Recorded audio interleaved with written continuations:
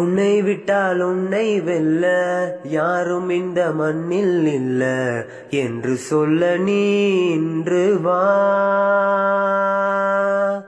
அப்துல் கலாம் சொன்னார் ஒன்று, கனா காண வேண்டும் என்று, உண்மையாக்க நீ வென்று வா.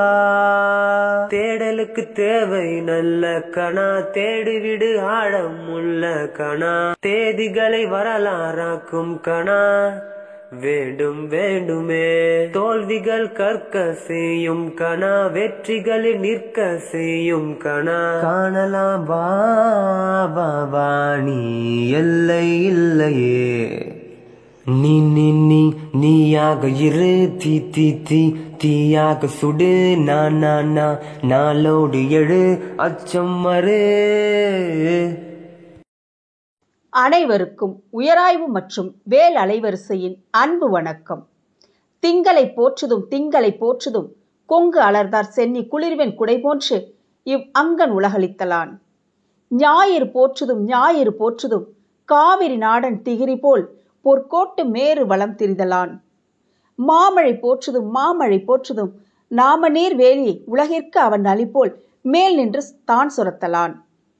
இயல் இசை நாடகம் கலந்தமைந்த சிலப்பதிகாரத்தின் இலக்கிய சிறப்பு காரணமாகத்தான் நெஞ்சை எல்லும் சிலப்பதிகாரம் என்றார் பாரதி. கவிதை சுவையும் நிகழ்வுகளும் காட்சிகளும் பாத்திர படைப்பும் சிறந்தமைந்த காப்பிய சுவை கொண்டது சிலப்பதிகாரம். ஆற்றா மாக்கள் அரும்பசி களைவோர் மேற்றே உலகின் மெய்நெறி வாழ்க்கை, மண்தினி ஞாலத்து வாழ்வோர்க்கெல்லாம் ஒண்டி கொடுத்தோர் உயிர் கொடுத்தோரே. தமிழ் காப்பியமாகிய மணிமேகலை உயிர்களின் வாழ்க்கைக்கு உணவு எவ்வளவு முக்கியமானது என்பதை எடுத்துரைக்கிறது. சிலப்பதிகாரம் இல்லறத்தையும் மணிமேகலை துறவரத்தையும் வலியுறுத்துகிறது. மாணவர்களே, இன்றைய நம்முடைய அரங்கம் என்னவென்றால் காப்பிய பெண்கள் அரங்கம். இரட்டை காப்பியங்களில் வரக்கூடிய 3 முதன்மையான பாத்திரங்கள் எடுத்துக்கொண்டு நம்முடைய அரங்கம் நகரத் தொடங்குகிறது. மாணவ செல்வங்களே, முதலில் உளவியல் நோக்கில் கண்ணகி என்ற தலைப்பில் திருச்சி பிஷப் ஹீபர் கல்லூரியின் தமிழாய்வுத்துறை இணை பேராசிரியர் மு. ஜோதிலட்சுமி அவர்கள் உரை நிகழ்த்துகிறார். பெருமைமிகு பேராசிரியர் முனைவர் மு. ஜோதிலட்சுமி அவர்களுக்கு என் நன்றி கலந்த வணக்கம்.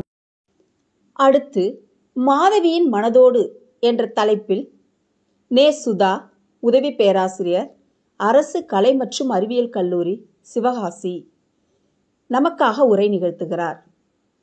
சிறப்புமிகு பேராசிரியர் நே. சுதா அவர்களுக்கு என் நன்றியையும் வணக்கத்தையும் தெரிவித்துக் கொள்கின்றேன்.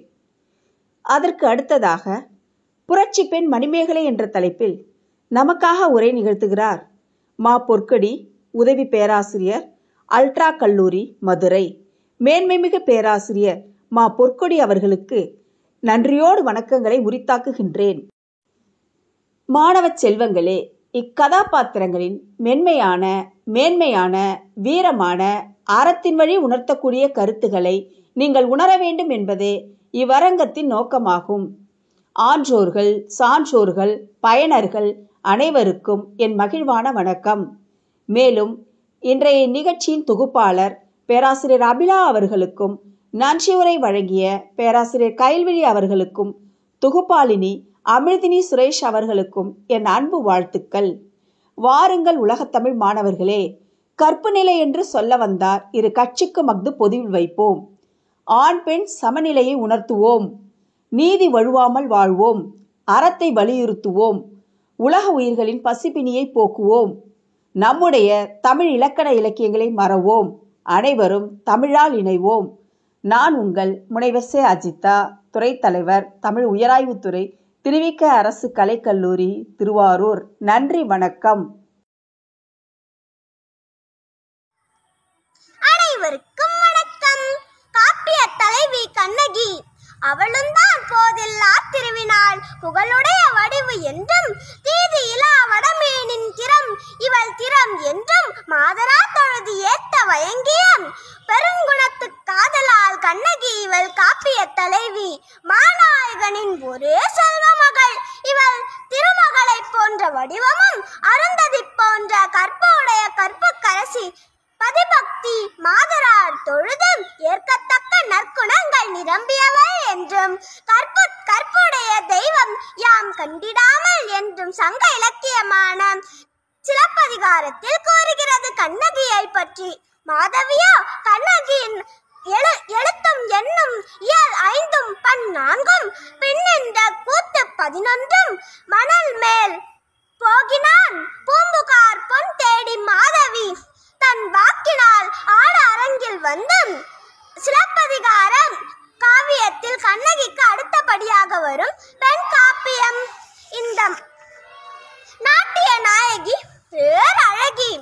காவேரி பூம்பட்டினம் என்று அழைக்கப்படுகிற பூம்புகாரில் அவளை அறியாதோர் எவரும் இல்லை.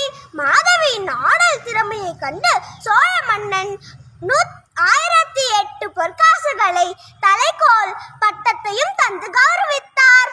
இளங்கோல் கண்ட இளம் பொன் கொடி விலங்கு ஒளி மேனி விண்ணவர் வியப்ப சிலப்பதிகாரத்திற்கு அடுத்தபடியாக இலக்கிய அழகில் பெருமை வாய்ந்த மணிமேகலை காப்பியமாகும்.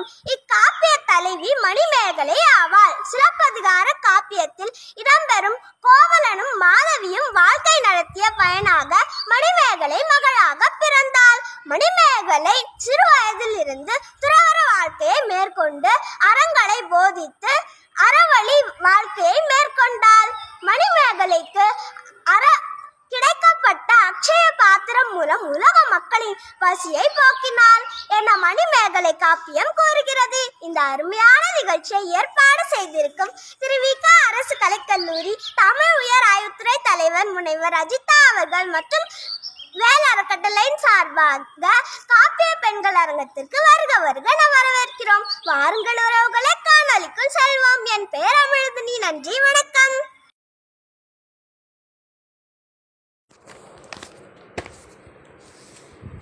அறிவுக்கண் திறந்து கனவு பாதை வகுத்து கற்றாலும் கல்வியை மட்டும் கற்றுத்தராமல் வாழ்க்கை கல்வி கொடுத்து வாழ்க்கை பாதை காட்டுபவர்தான் ஆசிரியர்.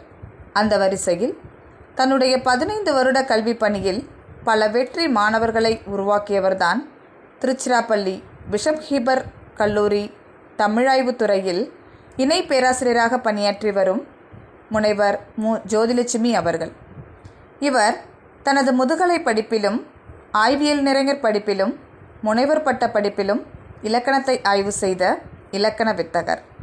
அம்மையார் அவர்கள் 29 தேசிய கருத்தரங்கங்களிலும் 14 பன்னாட்டு கருத்தரங்கங்களிலும் கலந்து கொண்டு சிறப்பித்தவர். இவர் இலக்கணம் முதல் இணையதளம் வரை ஒப்பிலக்கண நோக்கில் எழுத்தியல் கோட்பாடுகள் எண்ணம் எனும் ஏட்டில் முதலான 10 நூல்களை எழுதி வெளியிட்டுள்ளார். தனது 15 ஆண்டுகால கல்வி பணியில் 4 முனைவர் பட்ட மாணவர்களையும் 15 ஆய்வியல் நிறைஞர் மாணவர்களையும் உருவாக்கிய பெருமை உடையவர். முனைவர் மு. ஜோதிலட்சுமி அவர்கள் தமிழ் சிற்பி விருது, கவித்திலகம் விருது, சிறந்த இலக்கிய சேவைக்கான விருது, பாவேந்தர் நெறி செம்மல் விருது, பாரத வித்யா ரத்னா விருது, பாரத ரத்னா இந்திரா காந்தி விருது, தங்க பதக்க விருது, நல்லாசிரியர் மாமணி விருது, வாழும் பாரதி விருது, பேராசிரியர் இமயம் விருது போன்ற பல விருதுகளை பெற்ற சிறப்புக்குரியவர். இவர் உளவியல் நோக்கில் கண்ணகி எனும் தலைப்பில் உரையாற்ற உள்ள கருத்துக்களை கேட்கலாமா? வாருங்கள்.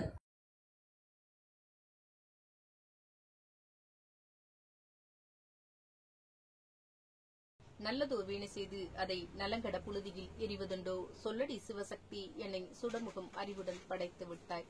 வல்லமை தாராயோ இந்த மாநிலம் பயனுற விளங்குவதற்கே. மகாகவி பாரதியை வணங்கி மகிழ்கின்றேன். இது ஒரு நல்லதோர் வாய்ப்பு. காப்பியங்களில் கதாபாத்திரங்களுடைய படைப்புகள் எப்படி இருக்கிறது என்பது குறித்து எங்களை எல்லாம் பேசுவதற்கு ஒரு நல்ல வாய்ப்பை இணையதள வழியாக ஏற்படுத்தி தந்திருக்கிறார் திருவிக அரசு கலையறிவியல் கல்லூரியுடைய தமிழாய்வு துறையின் தலைவர் முனைவர் சே. அஜிதா அவர்கள். ஆக அவர்களுக்கு என் சிரம் தாழ்ந்த நன்றியும் வணக்கத்தினையும் தெரிவித்துக் கொள்கின்றேன். முனைவர் மு. ஜோதிலட்சுமி, இணை பேராசிரியர், தமிழாய்வுத்துறை, பிஷப் ஹீபர் கல்லூரி, திருச்சி. திருவிக அரசு கலைக்கல்லூரியுடைய முதல்வர் எனது நல்ல தோழமைமிக்க சகோதரி என்று கூட சொல்லலாம். ஆக திருவிக அரசு கலையறிவியல் கல்லூரியுடைய தமிழாய்வுத்துறை தலைவருக்கும் அதை சார்ந்த அத்துணை அன்பு உள்ளங்களுக்கும் முதல்வருக்கும் என் பணிவான வணக்கத்தினை தெரிவித்துக் கொள்கின்றேன். இன்றைய தலைப்பு சிலப்பதிகாரம் இளங்கோவடிகள் கண்ணகி என்ற கதாபாத்திரத்தை எப்படி படைத்திருக்கிறார் என்பதை உளவிய நோக்கில் உங்களோடு நான் பகிர்ந்து கொள்ள விரும்புகின்றேன். கதாபாத்திரத்தை துவக்கத்தில் படைக்கின்ற பொழுது நிறைய புரட்சியை செய்திருப்பார்.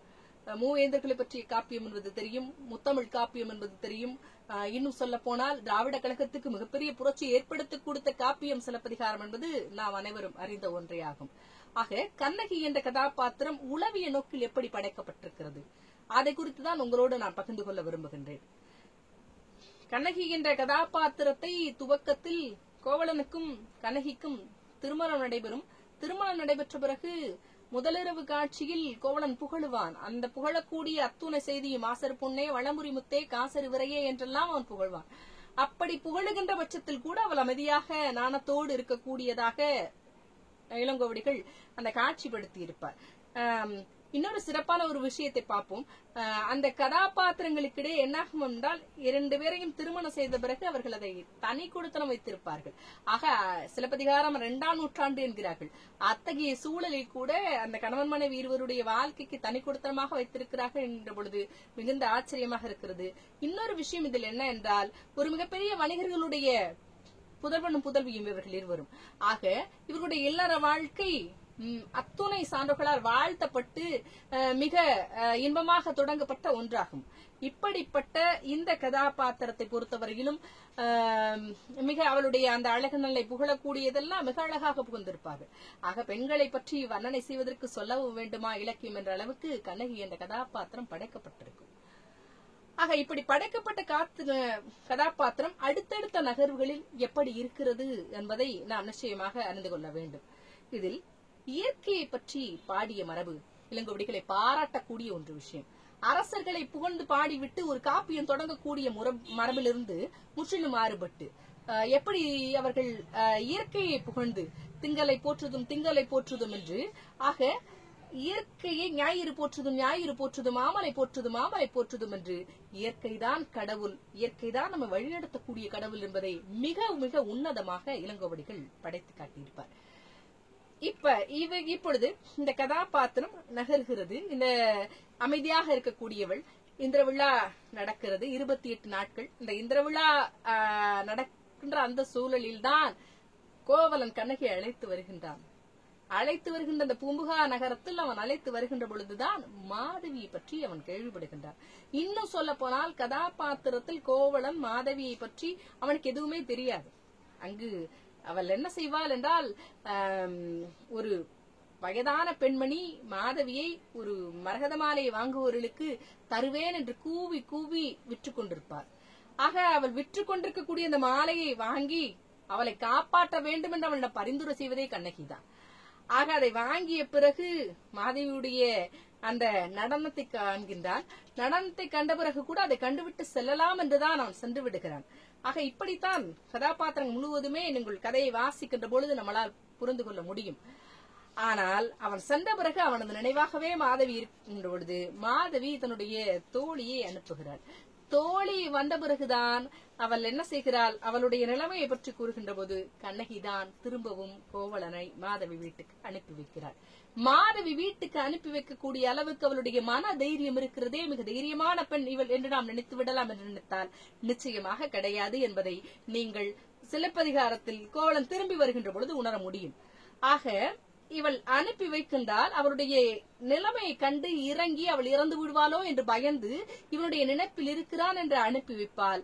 ஆக அவன் அங்கு சென்ற பிறகு விடுதலறியா விடுப்பின நாயினன் என்று சொல்லக்கூடிய அளவுக்கு மாதவி கற்ற அத்தூணை கலைகளையும் கோவலனிடம் காண்பிக்க மாதவியுடைய அந்த கலைகளில் மயங்கி தன்வய இழந்து மாதவியோடு இளர நடத்தக்கூடிய சூழலுக்கு வந்து விடுவான். ஆக கோவலன் கேட்கின்றார், துணை பொருட்களும் கோவலன் கேட்கவில்லை. ஆக மாதவியுடைய தாய் அவள் செய்கின்ற அந்த சூழ்ச்சியில் அத்துணை பொருட்களையும் கொடுத்து கொடுத்து கொடுத்து அனுப்பி விடுவாள் கண்ணகி. இறுதியாக காணல் வரி காதையில் இருவருக்குமான அந்த நிச்சயமான ஒரே ஒரு அந்த பாடல், சோழமன்னனை புகழ்ந்து பாடிய பாடல், தன்னை அவள் புறம்பேசுவதாக, தன்னை அவள் இரண்டாவது மனைவியை நான் மணந்து கொண்டவன் சோழமன்னன் கற்புடையவன் என்று காவிரி நதியை பற்றி புகழ்ந்து பாடிய அந்த பாடலை தவறாக புரிந்து கொள்ளுவான். ஆக தவறாக புரிந்து கொண்ட பிறகு அவன் மாதவியை விட்டு வந்து விடுகிறான். வந்து விடுகின்ற பொழுது கண்ணகியுடைய மனநிலை எப்படி இருந்தது? எப்படி இருக்க வேண்டும்? ஒரு சராசரியான பெண்ணாக இருந்தால் நிச்சயமாக ஏற்க முடியாத மனநிலையாக, கொட்டி தீர்க்க வேண்டிய மனநிலையாக, சண்டை போட வேண்டிய மனநிலையாக இருக்க வேண்டும். ஆனால் கண்ணகி அப்படி இல்லை. எப்படி இருக்கிறாள் தெரியுமா? அவள் பேசிய வார்த்தைகள், திருமணம் ஆனதிலிருந்து தன்னுடைய கணவனை அனுப்பி வைத்ததிலிருந்து அவள் பேசிய வார்த்தை இன்னும் எப்படி படைத்திருப்பார் இளங்கோவடிகள் என்றால், கற்பும் காமமும் நட்பால் ஒழுக்கமும் மெல்லியல் புறையும் நிறையும் வலிது விருந்து புறந்தறுதலும் சுற்றவோம்பலும் பிறவுமன்ன கிழவோல் மாண்புகள் என்று தொல்காப்பியம் கூறுவதற்கிணங்க அப்படிப்பட்ட மிக ஒரு நற்சான்றிதழாக ஒரு கற்புடைய பெண்ணாக படைத்திருப்பார். ஆக தீதிலா வடமீனின் திறமுவல் திருமண மாதிரா தொழுதேத்த வழங்கிய பெருங்குணத்து மன்றோ என்று சொல்லக்கூடிய அளவுக்கு கற்புணரி சிறந்தவளாக இருக்கக்கூடிய அவள் நிச்சயமாக ஒரு பெண்ணின் வசப்பட்டு தன்னுடைய கணவன் சென்ற பிறகு திரும்பி வருகின்ற பொழுது தன்னுடைய ஆதங்கத்தை எல்லாம் கொட்டி தீர்க்க வேண்டும். அதுதான் நியாயம்.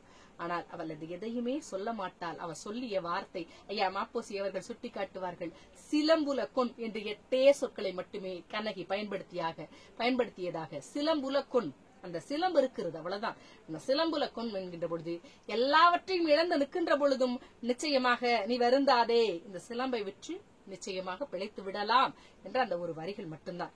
அதை தாண்டி அவள் பேசியது கிடையாது. ஆக அவளுடைய அந்த வார்த்தையை ஏற்று மிகுந்த நாணப்பட்ட அந்த சிலம்பை வாங்கி கொண்டு அவளை அடைத்து செல்லுகின்ற பொழுது, இன்னும் சொல்ல போனால் அந்த புகாநகரத்துடைய எல்லையை கூட தாண்டி இருக்க மாட்டார்கள். மதுரை முதூரி அதன விடவும் திறம், அதுக்குள்ள மதுரை வந்துருச்சா அப்படின்னு கேட்பான். அப்ப எப்படிப்பட்ட அறியாமையில் இருக்கக்கூடிய ஒரு பெண்ணாக, இரக்க மிகுந்த பெண்ணாக, வாழ்வியல் சூழலில் கோலனை மிகுந்த நம்பிக்கையோடு காதலித்த பெண்ணாக, உளவியல் அடிப்படையில் மிக அழகாக சொல்ல வேண்டும் என்றால், மனித ஆன்மனம் அன்புக்கு வசப்படுகின்ற பொழுது நிச்சயமாக வருகின்ற ஏமாற்றங்களை இழப்புகளையும் அந்த அன்பு நிலை என்ன செய்யுமா தாங்கிக் கொள்ளக்கூடிய வலிமையை தருகிறது.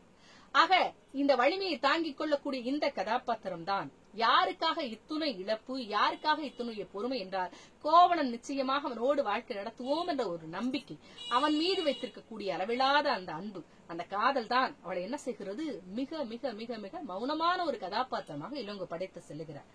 ஆக இப்படி அவள் செல்லுகின்ற அந்த நேரத்திலும் நாடுகான் காதையில் மதுரை மூதூர் அப்படின்னு அந்த கண்ணகியுடைய அந்த அறியாமையை நாம் உணவுகின்ற அந்த நேரத்திலும் அது மட்டும் கிடையாது. அதற்கு பிறகு காவந்தேடிகளுடைய வழிப்பயணம், காவந்தேடிகள் நிறைய சமசமய கருத்துக்களை எல்லாம் இருவருக்கும் சொல்லி வருவார்கள். ஆக அது நாம் யாவரும் உணர்ந்த ஒன்றே. ஆக அவர் யாரிடம் அடைக்கலமாக கொடுப்பார் என்றால், ஐயே என்ற ஒரு அயர்குல பெண்ணிடம் தான் என்ன செய்வார் என்றால், இந்த கண்ணகியும் கோவலனையும் நீ பத்திரமாக பார்த்துக்கொள் என்று மதுரை மூதூருடைய அந்த துவக்க பகுதியில், அங்க இருக்கக்கூடிய அந்த ஒரு காட்டு எல்லை முடிகின்ற அந்த பகுதியில், வனப்பகுதி முடிகின்ற பகுதியில் அவர் அடைக்கலமாக கொடுப்பார். ஐயை நிச்சயமாக ஏற்றுக்கொண்டு என்ன சொல்லுவார் என்றால், நான் நிச்சயமாக இந்த பெண்ணை பத்திரமாக பார்த்துக் கொள்கிறேன் என்று. ஐயுடைய மகள் மாதிரியிடம் அவள் மகிழ்வோடு பேசி கண்ணகி சிரிக்கின்ற அந்த நிமிடங்கள், மாதிரியோடு செலவழித்த நிமிடங்கள், கோவலனை விட நிச்சயமாக அந்த இடத்தில் கூட அவள் வருத்தப்பட்ட கூடிய செய்தி என்ன என்றால், உணவு பருமாறுகிறாள். ஐயை வீட்டில் கோவலனுக்கு உணவு பருமாறுகிறார்.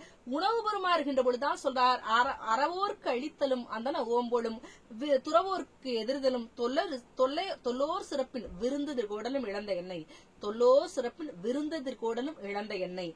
ஆக எனக்கு எது ரொம்ப கஷ்டமா இருந்தது அப்படின்னா, நீங்க இல்லாத சூழலில் நான் மற்றவங்களுக்கு தர்மம் செய்ய முடியல, அந்தனர்களுக்கு நான் என்ன செய்ய முடியல, விருந்தோம்பல் செய்ய முடியல. துறவோர் மற்ற வருகின்ற யாருக்கும் கணவன் இல்லாமல் ஒரு விஷயத்தை செய்தால் அது புண்ணியமில்லை என்று கருதக்கூடிய ஒரு காலகட்ட சமூகம் அது.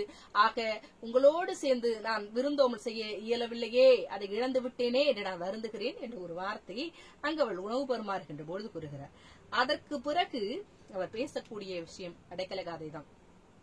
ஆக நாடுகான் காதையில் மதுரை முதூரி ஆதன வினவுகிறாள். அதற்கு பிறகு கவுந்தடிகளால் புகழப்பட்ட அவள் ஐயை வீட்டில் பேசுகிறாள். அதற்கு பிறகு கண்ணகி பேசுகின்ற இடம் எது என்றால், அடைக்கலகாதையில் ஆட்சியரிடம் வஞ்சமோ, கோவலன் தண்டிக்கப்பட்டு விட்டான் என்ற செய்தியை கேட்ட பிறகு வஞ்சமோ அப்படின்னு சொல்லிட்டு அவ முதல்ல தன்னுடைய வெகுண்டு எழக்கூடிய இடம் எது தெரியுமா, யாருக்கிட்ட போய் நீதி கேட்கிறா தெரியுமா. இது ரொம்ப ரொம்ப ரொம்ப அந்த இன்னும் சொல்ல போனா நாம சிந்திக்க வேண்டிய விஷயம். நேரா போய் மன்னன்ட்ட தானே கேட்கணும். மன்னன்ட்ட கேட்கல. உலகத்துடைய முதல் தலைவன், இயக்கக்கூடிய தலைவன் கதிரவன். ஆக அந்த சூரியன் தான் தலைவன். ஆக அவன்கிட்ட தான் அவ கேட்கிறா. பாய்திரை வேலி படுபொருள் நீ எருதி காய்கதிர் செல்வனே கல்வனோ என் கணவன் வினவும் திறன் இப்படிதான் சொல்ல. காய்கதிர் செல்வனே கல்வனோ என் கணவன், என்னுடைய கணவன் கல்வனோ நீ சொல் என்று சூரியனை பார்த்து விழித்து கேட்கிறாள். ஆக ஞாயிறு போற்றுதும் என்று இளங்கோவடிகள் தொடங்கியதுடைய காட்சி, ஆக அவளுடைய குறைபாடுகளை, தன் உள்ள வேதனையை, தன்னுடைய இழப்பை, வலியை யாரிடம் அங்கு புலப்படுத்துகிறாள்? ஆக சூரியனிடம் புலப்படுத்துகிறாள். முதலில் அவள் கேட்கிறாள், கல்வனோ என் கணவன் நீ சொல் என்று. ஆக இந்த இடத்தில் அவளுடைய அந்த கோபம் என்பது ஒரு கட்ட நிலைக்கு வந்திருக்கிறது, ஒரு உயர்ந்த நிலைக்கு வந்திருக்கிறது என்பதை நம்ம உணர முடிகிறது. இன்னும் சொல்ல போனால், ஒருவேளை சூரிய கடவுளை பார்த்து கேட்டதால் சூரிய கடவுளுடைய ஆக்ரோஷம் கண்ணைக்குள் உள்நுழைந்து விட்டதோ என்று சொல்லலாம். காரணம், மதுரை முதூர் அந்த வாயில் காப்பு சொல்லுவான், நீதிபதியுடைய அரண்மனைக்கு அந்த உள்ளே செல்லுகின்ற பொழுது அந்த அரண்மனை வாயில் அவன் அந்த கண்ணகியை பார்க்கின்ற பொழுதே வாயில் காவலன் பயந்து போய் இருக்கக்கூடிய அளவுக்கு தலை முடி விரித்த கோலத்தோடு நிச்சயமாக அவன் அப்படித்தான் சொல்லுவான். மந்திரிக்கின்றவளை பார்த்தால் செற்றனல் போலும் செகிர்த்தனல் போலும் என்று சொல்லுவான். ஆக அந்த அளவுக்கு அவளுடைய அந்த ஆக்ரோஷம் சூரியனை வினா எழுப்பி விட்டு வந்தது. பிறகு கண்ணகி பேசக்கூடிய வார்த்தைகள் இங்கு மட்டும்தான். எந்த இடத்தில் என்று சொன்னால், தேராமன்னா செப்புவது உடையேன் எள்ளரு சிறப்பின் இமையவர் வியப்ப புல்லுரு புன்கண் தீத்தோன்றியும் வாயிற் கடைமணி நடுநா நடுங்க ஆவின் கடைமணி உகுனி நெஞ்சு சுட தான் தன் அரும்பரல் புதர்வனை ஆலையின் மடித்தோன் பெரும்பெயர் பூகார் என்பது ஊர் ஏசா சிறப்பு இசை விளங்கு மாசாத்து வணிகன் மகனையாகி வாழ்தல் வேண்டி ஊழ்வினை துறப்ப சூழ்கடல் மன்னான் நகர் புகுந்திங்கு என் கார் சிலம்பு பகர்த வேண்டி நின் பார் கொலைகளப்பட்ட கோவலர் மனைவி கண்ணகி என்பவள் பெயரணங்கே பெற்றனகே. இதுதான் கண்ணகி பேசிய மிக மிக உணர்ச்சி வசப்பட்ட, இன்னும் சொல்ல போனா அதிகமான சொற்களை உடைய ஒரு தன்னுடைய வழியை வெளிப்படுத்திய தருணம் என்பது பாண்டிய மன்னரிடம் நீதி கேட்க போகின்றனர். தேரா மன்னா, எவ்வளவு ஒரு அருமையான வார்த்தை என்று தெரியுமா? ஒரு மன்னன் ஒரு நாட்டில் ஆட்சி செய்கிறான் என்றால் அவனுக்கு தெரிந்திருக்க வேண்டும். தேரா மன்னா, ஆய்ந்தறியக்கூடிய திறன் இருக்க வேண்டும். ஒற்றர்களை வைத்து உன் நாட்டுக்கு புதிதாக யாராவது வந்திருக்கிறார்களா இல்லையா என்றறியக்கூடிய ஆராய திறன் அவனுக்கு தெரிய வேண்டும். என்ன நடந்திருக்கிறது, என்ன விஷயத்துக்காக இங்கு இவள் வந்திருக்கிறாள், ஆக தன் அரசவை என்ன நடந்திருக்கிறது என்பதை கூட ஆராயது நீ எல்லாம் மன்னனா என்று வினா தொடுக்கின்ற அளவுக்கு தேரா மன்னா செப்புவது உடையன் எள்ளறு சிறப்பின் இமையவர் வியப்ப, தேவர்கள் எல்லாம் போற்றக்கூடிய அளவுக்கு வரக்கூடிய அந்த சோழர்களுடைய பரம்பரை என்னுடையது. அதைத்தான் அவர் சொல்ற. இமையவர் வியப்ப புல்லுரு புன்கண் தீத்தன்றியும், ஒரு புறா தன்னுடைய புறாவுடைய துன்பத்தை பூக்கிறதுக்காக தன்னுடைய தொடைய பாதி அறுத்து கொடுத்த மன்னன் சிவி, அவனுடைய வம்சம் வந்திருக்கிறேன். ஆக மனுநீதி சோழன் அந்த தீர்ப்பு, தன்னுடைய பையனையே தேர்காலில் இட்டு கொண்டானே, அந்த மனுநீதி சோழனுடைய குலத்தில் நான் வந்திருக்கிறேன். ஆக நீதி தவறாத சோழ குலத்தில் வந்திருக்கக்கூடிய அப்படிப்பட்ட கோவலனுடைய மனைவி நான் கண்ணகி. எந்த சூழலும் எங்கள் மீது தவறில்லை என்று அந்த மன்னனை பார்த்து கேட்கக்கூடிய அத்துணை உணர்ச்சிகரமாக வழியை வெளிப்படுத்தக்கூடிய தைரியமான புரட்சிகரமான ஒரு பெண் என்பது நிச்சயமாக அந்த வழக்காடு கதையில் தான் நம்மால் நிச்சயமாக உணர முடியும். ஆக கண்ணகி என்ற கதாபாத்திரம் மௌனமாகவே அமைதியாகவே படைக்கப்பட்ட ஒரு கதாபாத்திரம். எப்படியெல்லாம் இங்கு அடுத்தடுத்த காலகட்டத்தில் அந்த உள்ளிருக்கக்கூடிய உணர்ச்சி வெளிப்படுகிறது. சிக்மண்ட் ஃப்ராய்ட் அதைத்தான் சொல்லுகிறார். உளவியல் நோக்கில் அமைதியாகவே இருக்கின்ற மனிதமனம் ஒரு நாள் வெடித்து சிதறினால் நிச்சயமாக சுற்றி இருக்கக்கூடிய சுற்றுப்புற சூழல் அனைத்தும் என்னாகுமாம், மிக மிக அதிகமாக பாதிப்படைந்து விடும் என்று. ஆக கண்ணகியுடைய அந்த கோபம் தான் மன்னனை செயலில சேர்க்கிறது. அவனதான் சொல்லுகிறான், நிச்சயமாக நான் பெருந்தவறு செய்து விட்டேனே அப்படின்னு சொல்லிட்டு அவன் இறந்ததுக்கு அப்புறம் பாண்டிமாதேவி இறப்பு ஆகியவை நினைப்பதெல்லாம் நிச்சயமாக நாம் காப்பியத்தில் வாசிக்கின்ற போது தெரியும். ஆக ஒரு சிறந்த ஒரு சோழ மன்னனாகிய அந்த மன்னனுடைய பரம்பரையில் வந்தவள் நான் என்று அவள் உறுதியோடு கூறுகின்ற பொழுது, அதற்கு பிறகு அவள் தன் கைகளில் இருக்கக்கூடிய சிலம்பை உடைக்கின்ற பொழுது அதிலிருந்து பட்டு தெரிக்கிறது மாணிக்க பறைகள். ஆக பாண்டியனுடைய முத்து அல்ல மாணிக்க பறைகள் தெரிக்கின்ற பொழுது தவறு செய்து விட்டோமே என்று அந்த உணர்ச்சியோடு மன்னன் இறந்து போகின்றான். ஆக அமைதியான அந்த கதாபாத்திரம் மிக அழகாக பொறுமையான ஒரு கதாபாத்திரமாக படைக்கப்பட்டிருந்த போது கூட உணர்ச்சியை எழுச்சியை ஏற்படுத்த வேண்டிய இடத்தில் தாக்கத்தை ஏற்படுத்திய பொழுது மதுரை மாநகரே தீப்பற்றி எரிந்தது என்பது நிச்சயமாக உண்மையோ பொய்யோ என்று தெரியாது. ஆனால் கண்டிப்பாக அமைதியாக இருக்கக்கூடிய எல்லோருடைய மனங்களும் எல்லா நிலைகளும் அமைதியாக இருக்காது. அமைதி என்பது மிகப்பெரிய மௌனத்துடைய மிகப்பெரிய மனத்தினுடைய வலிமை என்றுதான் நாம் சொல்ல வேண்டும். ஆக தன்னை தயார்படுத்திக் கொண்டு தன் கணவனுடைய இறப்புக்கு இப்படி செய்துவிட்டார்களே, அந்த நம்பிக்கை இழந்து விட்டோமே என்ற வழி இருந்த பொழுது கூட எதிர்த்து நிற்கக்கூடிய துணிவோடு ஒரு துணிவோடு வீரமிக்க பெண்ணாக கண்ணகி என்ற கதாபாத்திரம் படைக்கப்பட்டிருக்கிறது. மாதவி நிச்சயமாக புகழ்ந்திருப்பார்கள். மாதவி ஒரு சிறந்த ஒரு கதாபாத்திரம் நிச்சயமாக இல்லை என்று நான் கூறவில்லை. ஆக ஒரு கதாபாத்திரத்துக்கு இடையே இன்னொரு கதாபாத்திரத்தை போட்டியிட்டு சொல்வதை விட எல்லா கலைகளையும் கற்றிருந்த மாதவியுடைய சிறப்பான வெளிப்படுவது ஒரு பெரிய விஷயமே கிடையாது. ஆனா எதுவுமே அறியாத மதுரை முதூர் யாழன வினவிய அறியாமை மிக்க கூடிய ஒரு கதாபாத்திரம் கடைசி நிலையில் இன்னும் சொல்ல போனா தொடக்கம், அந்த உச்சநிலை, வீழ்ச்சி, முடிவு என்ற கதாபாத்திர சிறப்புகளை சொல்லுகின்ற பொழுது அந்த உச்சநிலை உச்சபட்சம் என்று சொல்லக்கூடிய அளவுக்கு கண்ணகி தன்னுடைய அத்துணை அந்த வழியை அவள் ஏற்படுத்தி அங்கு இது பண்ணியிருப்பார். ஆக அவளுடைய அந்த வழக்காடு கதைதான்.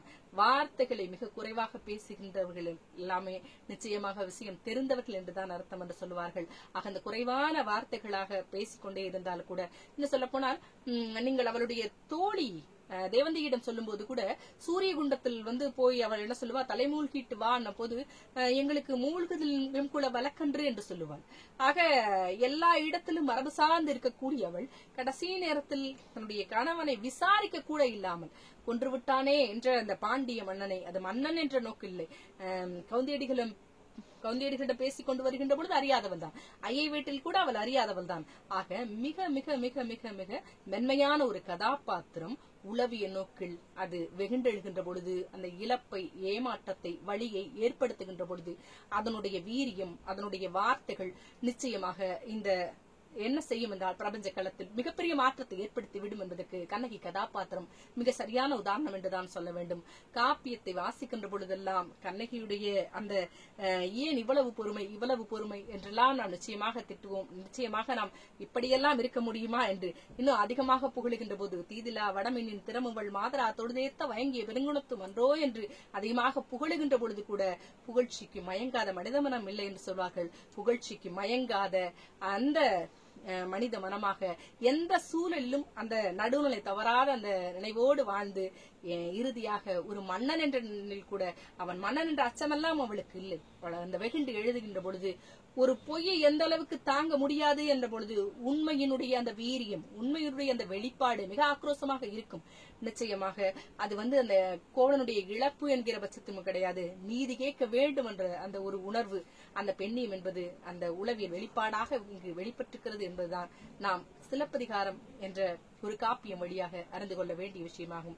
ஆக வாய்ப்புக்கு நன்றி. ஒரு நல்லது ஒரு வாய்ப்பில் நிச்சயமாக இந்த குடியரசு தின நாள் விழா நடந்து கொண்டிருக்கக்கூடிய இன்றைய பொழுதுகளில் ஒரு மகிழ்வான ஒரு தலைப்பை எடுத்து உங்களோடு ஒரு 10-15 நிமிடங்கள் எனக்கு பேசுவதற்கு வாய்ப்பு எடுத்திருக்கின்ற முனைவர் அஜிதா அவர்களுக்கு என் சிரம் தாழ்ந்த நன்றியை தெரிவித்துக் கொள்கின்றேன். நன்றி, வணக்கம். அள்ளி பருகும் தமிழை, இன்பம் நுகரும் தமிழை பாங்குடனும் பண்புடனும் போதிப்பவர்தான் சிவகாசி அரசு கலை மற்றும் அறிவியல் கல்லூரி தமிழ்துறையில் உதவி பேராசிரியராக பணிபுரிந்து வரும் முனைவர் நெ. சுதா அவர்கள்.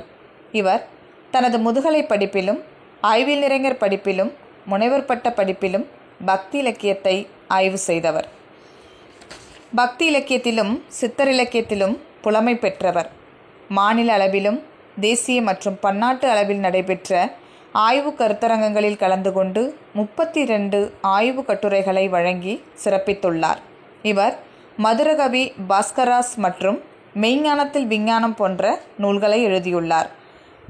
அம்மையார் அவர்கள் மாதவியின் மனதோடு எனும் தலைப்பில் வெளிப்படுத்தும் கருத்துக்களை கேட்கலாம், வாருங்கள்.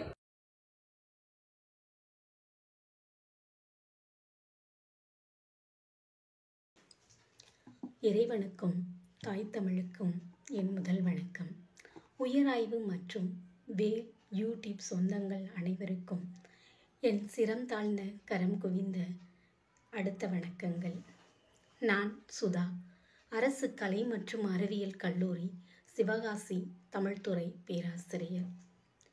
அலைபேசி அறிமுகத்திலேயே அன்பு உறவாகி நெருக்கமான உறவுக்கு நெடுநாட்கள் தேவையில்லை, விலாசமான மனம் இருந்தால் வினாடிகள் போதும் என்பதை உணர்த்தி எனக்கு அணுக்கமான அன்பராக விளங்கக்கூடிய திருவிக்கா அரசு கலை கல்லூரியின் தமிழ்துறை தலைவர் அஜிதா அம்மா அவர்களுக்கு என் நன்றியையும் வணக்கத்தையும் உரித்தாக்கிக் கொள்கிறேன். அடுத்ததாக என்னை அஜிதா அம்மா அவர்களுக்கே அறிமுகப்படுத்திய அருணாச்சலம் ஐயா அவர்களுக்கும் என் நன்றியை உரித்தாக்கிக் கொள்கின்றேன்.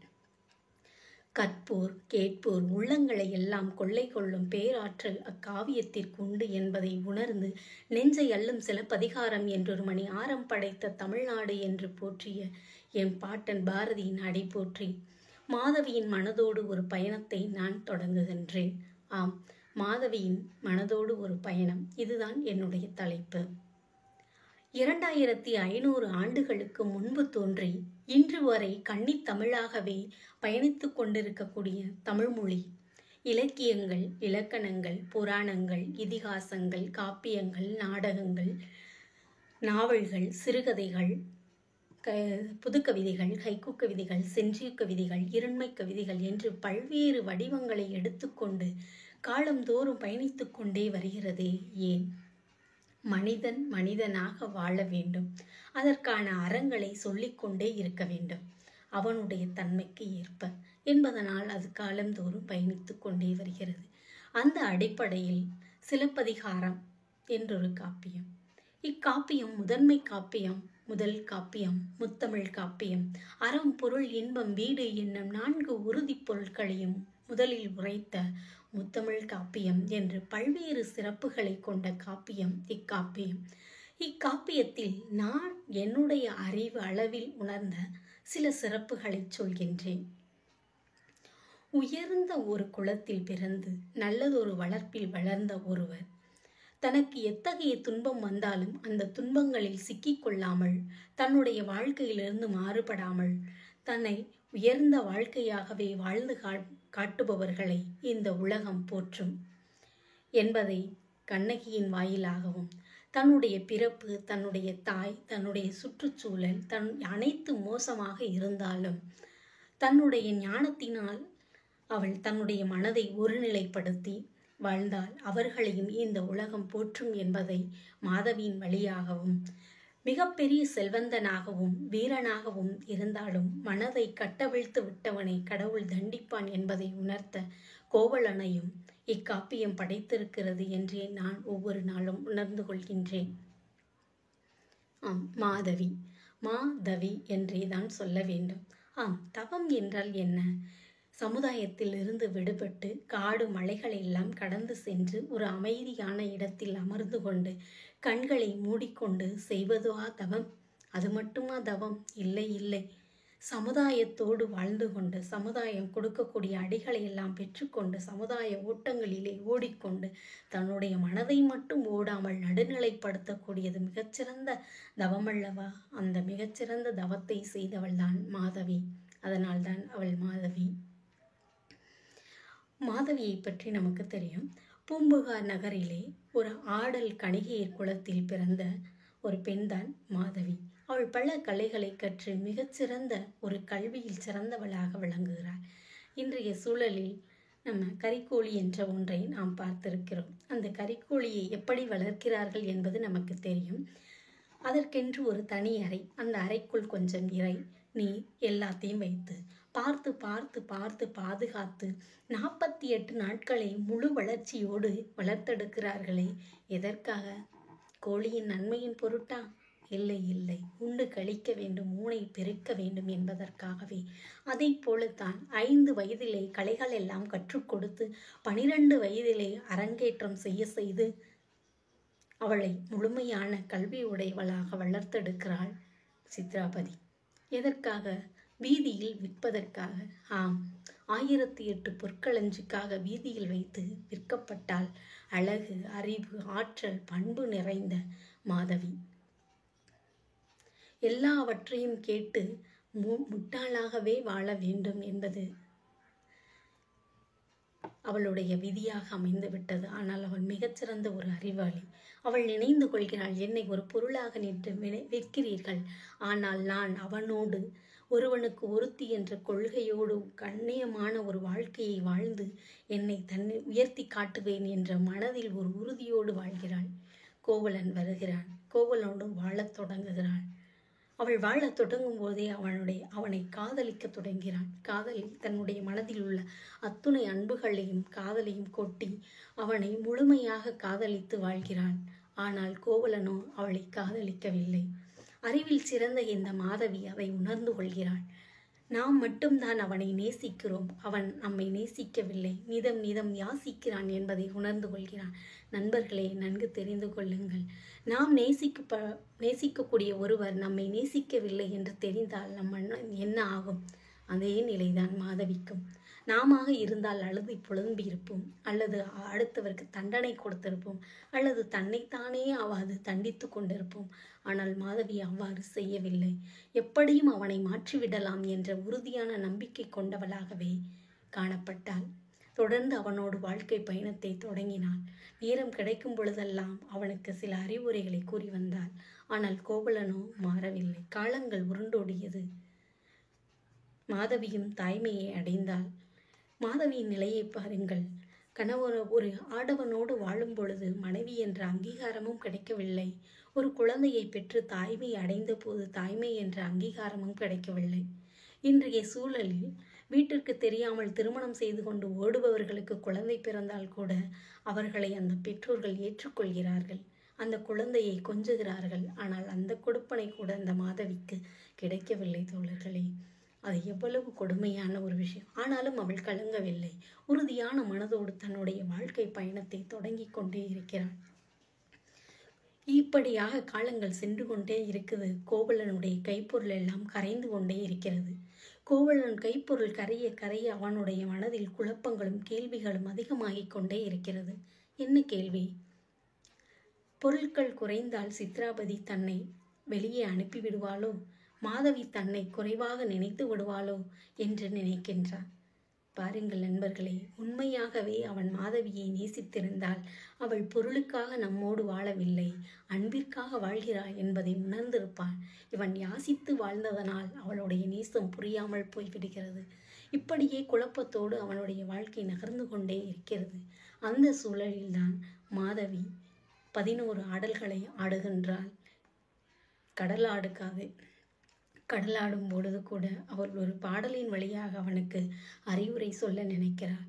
ஆனால் காணல் வரியை காரணம் காட்டி கலண்டு கொள்கிறான் கோவலன்.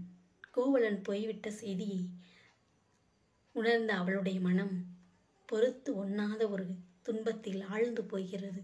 ஆனாலும் அவள் முயற்சியில் தளரவில்லை. ஒரு கடிதம் எழுதுகிறாள் கோவலனுக்கு. தன்னுடைய அன்பை எல்லாம் கொட்டி எழுதுகிறாள். தன்னுடைய உள்ளத்தை அப்படியே வெளிப்படுத்துகிறாள். காதல் மொழிகளை பொழிகிறாள். துணைகள் எல்லாம் இணைந்திருக்கக்கூடிய இந்த வேணிய காலத்தில் பிரிந்து சென்று விட்டீர்களே என்று கூறுகிறாள். அந்த கடிதத்தை வயந்தமாலை எடுத்துச் செல்கிறாள். ஆனால் கோவலனோ அந்த கடிதத்தை வாங்கவில்லை என்றவுடன் கோவலன் திருந்து விட்டான் என்று நினைக்காதீர்கள். அவன் திருந்தவில்லை. மாதவியின் கடிதம் வந்திருக்கிறதே, அவளோடு சென்று வாழ வேண்டும் என்றால் பொருள் வேண்டுமே என்று பொருள் இல்லாமல் திரும்பி வந்திருக்கிறான் என்பதைத்தான் நாம் உணர்ந்து கொள்ள வேண்டும். ஆனாலும் மாதவி வருத்தம் கொள்ளவில்லை. அவள் என்ன சொல்கிறாள்? மாலை வாராராயினும் காலை காண்குவோம் என்று மலர்படுக்கையில் பொருந்தா மனதோடு படுத்துக்கொள்கிறாள். இப்படியாக இருக்கும் பொழுது அவளுடைய மனதில் மிகப்பெரிய ஒரு பேரிடி வந்து விழுகிறது. என்ன அது? கோவலன் கண்ணகியோடு நகரை விட்டே சென்று விட்டான். அதனால் அவனுடைய பெற்றோர்கள் எல்லாம் துயரத்தில் ஆழ்ந்திருக்கிறார்கள் என்பது. இதை நினைந்து மாதவி ஏன் வருத்தப்படுகிறாள் தெரியுமா? கண்ணகியின் சிறப்பு அழிந்து விடுமே, கோவலனின் குடும்ப பெருமை குலைந்து விடுமே என்றுதான் வருத்தம் கொள்கிறாள். அது மட்டுமில்லாமல் கோவலனின் மனம் ஊரை விட்டு செல்லும் அளவிற்கு நொந்திருக்குமே என்று வருத்தப்படுகிறாள். அப்போது கூட தன்னை பற்றி எந்த கவலையும் படவில்லை. அப்போதும் என்ன செய்கிறாள்? ஒரு கடிதம் எழுதுகிறாள். அவனுடைய பண்புகளை எடுத்துச் சொல்கிறாள். கண்ணகியின் பண்புகளை எடுத்துச் சொல்கிறாள். குடிப்பெருமையை எடுத்துச் சொல்லி ஒரு கடிதத்தை எழுதி கோசிகன் வாயிலாக கொடுத்து அனுப்புகிறாள். கோசிகன் அவனை பல இடங்களில் தேடி அந்த கடிதத்தை அவனிடம் ஒப்படைக்கும் பொழுது கோவலன் வாங்கவில்லை. ஆனால் அந்த கடிதத்தில் மாதவியின் தலையில் பூசிய நெய்வாடை அடித்தவுடன் அப்போதும் கவர்ச்சியின் தொடக்கமாகவே அந்த கடிதத்தை வாங்கி படிக்கிறான். ஆனால் உள்ளே மாதவியின் மிகப்பெரிய பண்பு நலன் ஒளிந்திருக்கிறது. அப்போதுதான் புரிந்து கொள்கிறான் கோவலன் தவறு தன்மீதுதான், கண்ணகியின் மீதோ மாதவியின் மீதோ இல்லை என்பதை உணர்ந்து கொள்கிறான். ஆனால் அவனால் வர முடியாத சூழ்நிலை ஏற்படுகிறது. இதை சென்று கோசிகன் மாதவியிடம் சொல்கிறாள். மிகவும் மகிழ்ச்சி அடைகிறாள். கோவலன் தன்னை உணர்ந்து கொண்டான், நல்ல மனநிலைக்கு வந்து கொண்டான் என்பதை உணர்ந்து மிகவும் மகிழ்ச்சி அடைகிறாள். மகிழ்ச்சி அவளுக்கு நீளவில்லை. அந்த மகிழ்ச்சியில் ஒரு இடை ஏற்படுகிறது. என்ன ஒரு தடை, அந்த ஒரு இடை அப்படின்னு பார்த்தீங்கன்னா, கோவலன் இறந்து விட்டான் என்ற செய்தி. கோவலன் இறந்து விட்டான் என்ற செய்தியை அறிந்த உடனே கண்ணகி பொங்கி எழுந்தாள். தன்னுடைய கணவன் இறந்து விட்டான் என்பது தெரிந்தவுடன் பாண்டிமாதேவி இறந்து போனாள். இந்த உணர்வுகளை கூட வெளிப்படுத்த முடியாத நிலையில்தான் மாதவி இருக்கிறாள். என்ன செய்வது என்று செய்வதறியாவது திளைக்கிறாள். அவளுடைய வருத்தமெல்லாம் தன்னுடைய வாழ்க்கையை இன்னொருவருக்கு விற்று விடுவார்களோ, தனக்கு பின் இருக்கக்கூடிய தன்னுடைய குழந்தையின் வாழ்க்கை திசை மாறி போய்விடுமோ என்ற ஒரு பயம், ஒரு குழப்பம் இருக்கிறது. இதையெல்லாம் சரி செய்ய வேண்டும் என்பதற்காகவே அரண்மனையை விட்டு அகன்று செல்கிறார். அரண்மனையை விட்டு அகன்று செல்வது அவ்வளவு சாதாரண விஷயம் கிடையாது. ஏன் அப்படின்னா, சித்திரபதிக்கு அரசர்களுடைய துணைகள் எல்லாம் இருக்குது. அவளை தாண்டி செல்வது மிகவும் கடினமானது. ஆனால் அந்த கடினமான செயலை மாதவி செய்கிறாள். செய்து ஒரு அரவண அடிகளின் அடியினை தொழுகிறார்கள். அங்கு சென்று தன்னுடைய உடைந்து சுக்கு நூறாக கிடக்கக்கூடிய தன்னுடைய மன துகள்களை எல்லாம் ஒன்று சேர்த்து இரும்பென வலிமையாக்கி துறவு வாழ்க்கையை மேற்கொள்கிறாள். தன்னுடைய மகளையும் துறவு வாழ்க்கைக்கு உட்படுத்துகிறாள். சிலர் சொல்வார்கள், மாதவி நன்கு வாழ்ந்து முடித்து விட்டு துறவு மேற்கொண்டாள், ஆனால் மணிமேகலையை வாழாமலேயே துறவு மேற்கொள்ள செய்து விட்டாளே என்பார்கள். அது தவறு. தான் பெற்ற துன்பங்களை எல்லாம் எங்கு தன் குழந்தை பெற்று விடுமோ அந்த துன்பங்களை எல்லாம் அவளால் பொறுக்க முடியாதே என்று வருத்தப்படுகிறாள். தனக்கு பின் ஒரு வாரிசு வந்து, மணிமேகலைக்கு பின் ஒரு வாரிசு வந்து, அதுவும் கணிகை குலத்தின் வாரிசு என்று இந்த உலகம் சொல்லக்கூடாது, மணிமேகலையோடு நின்றுவிட வேண்டும் என்பதை மனதில் கொண்டுதான் மணிமேகலையை துறவு மேற்கொள்ள செய்கிறாள்.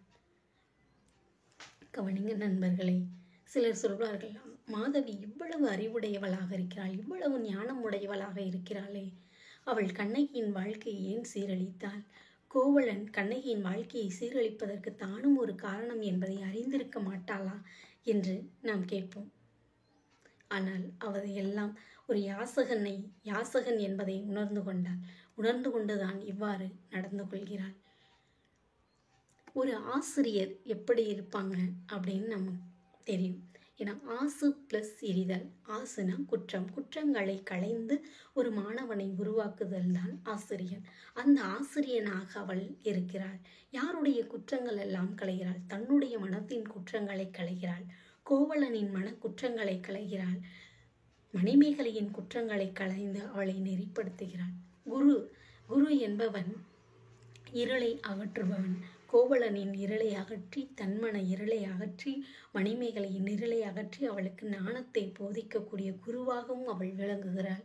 ஆச்சாரியன் என்று சொல்வார்கள். ஆச்சாரியன் என்பவன் தன்னை விட சிறந்தவர்களை உருவாக்குவதுதான் ஆச்சாரியன். அந்த ஆச்சாரிய வேலையும் செய்கிறாள். தன்னை விட மிகச்சிறந்த பண்புடைய ஒரு பெண்ணாக மணிமேகலை உருவாக்கி ஆச்சாரிய தன்மையையும் பெறுகிறாள் மாதவி.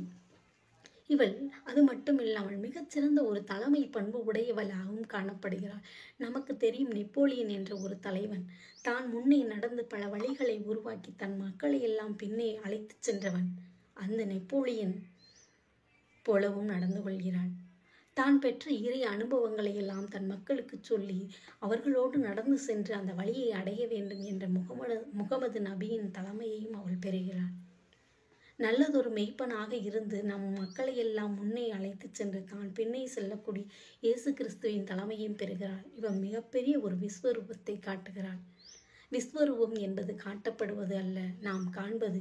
மாதவியின் ஒவ்வொரு பண்புகளையும் விரித்து விரித்து விரித்து விரித்து விரித்து பார்க்கும் பொழுது அவள் விஸ்வரூபமாக காட்சி தருகிறாள். இத்தகைய விஸ்வரூப பெண்ணின் பண்புகளை எடுத்து கூற எனக்கு சில மணித்துளிகள் கொடுத்தமைக்கு நன்றி கூறி விடைபெறுகிறேன். நன்றி.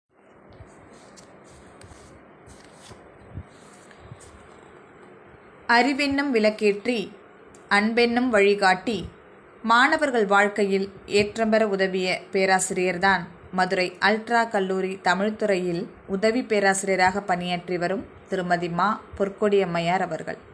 இவர் இளங்கலை பட்டப்படிப்பில் கல்லூரி அளவில் முதலிடமும் பல்கலைக்கழக அளவில் 4ஆம் தரமும் பெற்ற புகழுக்குரியவர். முதுகலை பட்டப்படிப்பில் கல்லூரி அளவில் 2ஆம் இடம் பெற்றவர். தமிழ் மட்டுமல்லாது ஆங்கிலம், பிரெஞ்சு, இந்தி போன்ற மொழிகளில் தேர்ச்சி பெற்று சான்றிதழ் பட்டம் பெற்றவர். உதவி பேராசிரியருக்கான தேசிய அளவிலான தகுதி தேர்வில் இளநிலை ஆய்வாளர் உதவித்தொகையுடன் முதல் முயற்சியிலேயே தேர்ச்சி பெற்றவர். மாநில அளவிலும் தேசிய மற்றும் பன்னாட்டு அளவிலான 10 ஆய்வு கருத்தரங்கங்களில் கலந்து கொண்டு ஆய்வு கட்டுரைகளை சமர்ப்பித்தவர். இவர் ஔவையார் எனும் தலைப்பில் ஆய்வு நூல் ஒன்றையும் வெளியிட்டுள்ளார். இவர் மரபு கவிதை படைத்தமைக்காக செம்மொழி கவிஞர் விருதையும் தனது கல்வி திறனுக்காக சுவாமி விவேகானந்தர் விருதையும் பெற்றவர். இவர் புரட்சிப்பெண் மணிமேகலை எனும் தலைப்பில் வழங்க உள்ள கருத்துக்களை கேட்கலாமா? வாருங்கள்.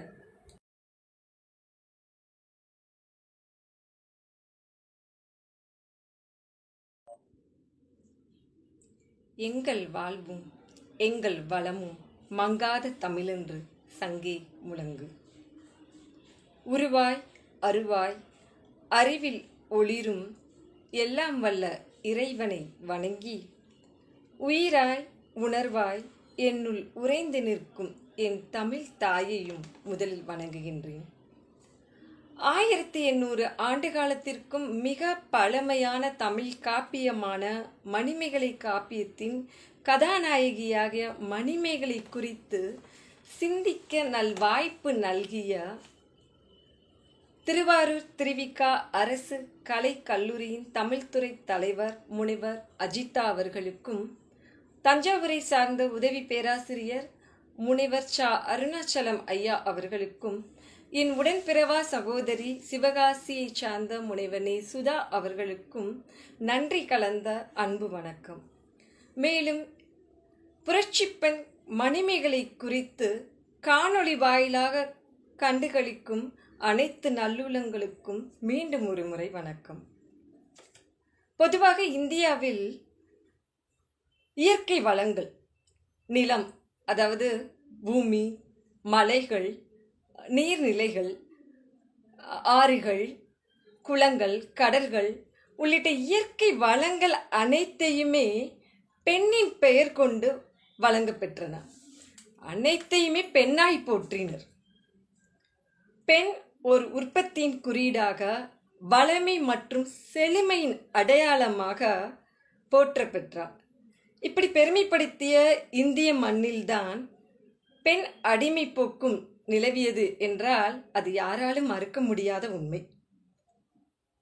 இப்படிப்பட்ட மனோநிலையில் உள்ள இந்திய நிலப்பரப்பில், குறிப்பாக தமிழக நிலப்பரப்பில் சங்கம் மருவிய காலத்தில் படைக்கப்பெற்ற சிலப்பதிகாரம், மணிமேகலை என இவ்விரு காப்பியங்களும் பெண்ணை மையப்படுத்தி பெண்ணை காப்பிய தலைவியாக்கி படைக்கப்பட்ட படைப்புகள் அப்படின்னு சொல்லும்போது அது ஒரு புதுமையான விஷயமா இருக்கு. ஒரு சிலப்பதிகாரமும் மணிமேகலையும் உண்மை கதை, கற்பனை கதை, இவற்றையெல்லாம் தாண்டி உண்மை கதையா கற்பனை கதையா அப்படின்ற விஷயங்களை தாண்டி பழந்தமிழரின் மரபை ஒரு புறமும் பழங்கால படைப்பாளர்களின் படைப்பு திறமையை ஒரு புறமும் சுமந்து நிற்கும் படைப்புகள் அப்படின்னு சொல்றதுல நம்ம செம்மாந்து நிற்கணும் அப்படின்னே சொல்லலாம்.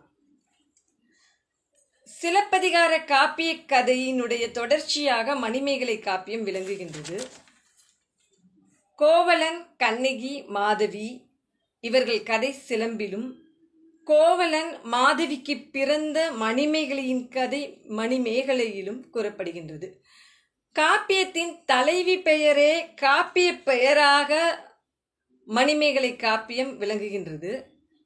மதுரை கூலவாணிகன் சீத்தலை சாத்தனாரால் உருவாக்கப்பட்ட மணிமேகலை காப்பியத்தின் இந்த முதன்மை கதை மாந்தர் இருக்காங்களா மணிமேகலை, இந்த மணிமேகலையிடம் ஒரு ஒப்புயர்வற்ற உயர்ந்த நோக்கை காண முடிகின்றது.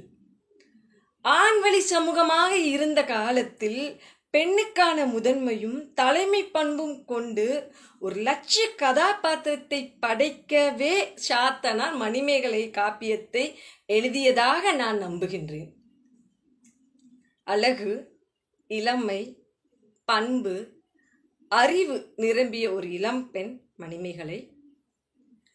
இவள் கோவலனுக்கும் நடன மகள் மாதவிக்கும் மகளாக பிறந்தவள்.